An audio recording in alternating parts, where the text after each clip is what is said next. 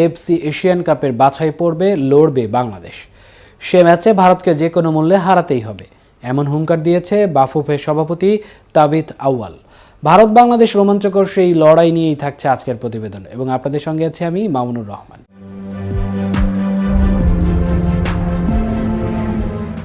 বুধবার সে ম্যাচের প্রস্তুতির জন্য বাংলাদেশ যাবে সৌদি আরবে।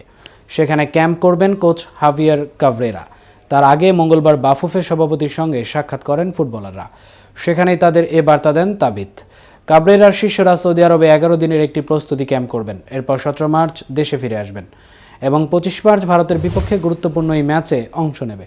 প্রস্তুতির অংশ হিসেবে আজ তারা বসুন্ধরা স্পোর্টস কমপ্লেক্সে চতুর্থ অনুশীলন সেশন সম্পন্ন করেছে। প্রস্তুতি অনুশীলনের আগে সভাপতি তাবিথ আউয়াল এবং জাতীয় দল কমিটির সদস্যরা কোচিং স্টাফদের সঙ্গে বৈঠক করেন। এতে কাভরেরাকেও আমন্ত্রণ জানানো হয়। বৈঠকে সভাপতির পক্ষ থেকে জয়ের লক্ষ্যে দলকে সব ধরনের সুযোগ সুবিধা দেওয়ার প্রতিশ্রুতি দেওয়া হয়। বৈঠককে যদিও পরিচিতিমূলক আখ্যা দেন সভাপতি। জাতীয় দল ম্যানেজার আমির খান বলেন, সভাপতি দলের ঘাটতিগুলো নিয়ে আলোচনা করেছেন এবং কোচকে সীমাবদ্ধতার মধ্যেও দলকে প্রস্তুত করার নির্দেশ দিয়েছেন।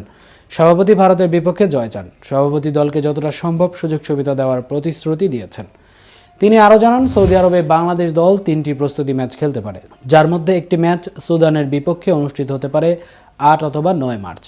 জাতীয় দল কমিটির সদস্য সত্যজিৎ দাস রূপু জানান, শেফিল্ড ইউনাইটেডের মিডফিল্ডার হামজা চৌধুরী 18 মার্চ দলে যোগ দেবেন এবং ঢাকায় একদিন অনুশীলন করবেন। বাংলাদেশ দল 20 মার্চ ভারতের উদ্দেশ্যে রওনা দেবে। রূপু বলেন, হামজা তার পরিবারের 14 থেকে 15 সদস্য সহ আসতে পারেন এবং এই বিষয়টি বাফুফের সভাপতি দেখভাল করছেন। তবে টিম ম্যানেজমেন্ট চায় না যে হামজার পরিবারের সদস্যরা ক্যাম্পে তার সঙ্গে থাকুন।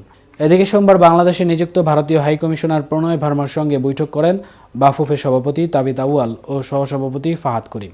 সৌহার্দ্যপূর্ণ আলোচনায় বাংলাদেশ ভারত ম্যাচ ছাড়াও ফুটবলে দুই দেশের সম্পর্ক আরও শক্তিশালী করতে এবং ক্রীড়ায় সহযোগিতার বিষয়টি উঠে এসেছে। 2013 সাল থেকে ভারত আয়োজন করে আসছে ইন্ডিয়ান সুপার লিগ। ফ্র্যাঞ্চাইজি ভিত্তিক এই টুর্নামেন্টের জনপ্রিয়তা দেশটিতে বেশি।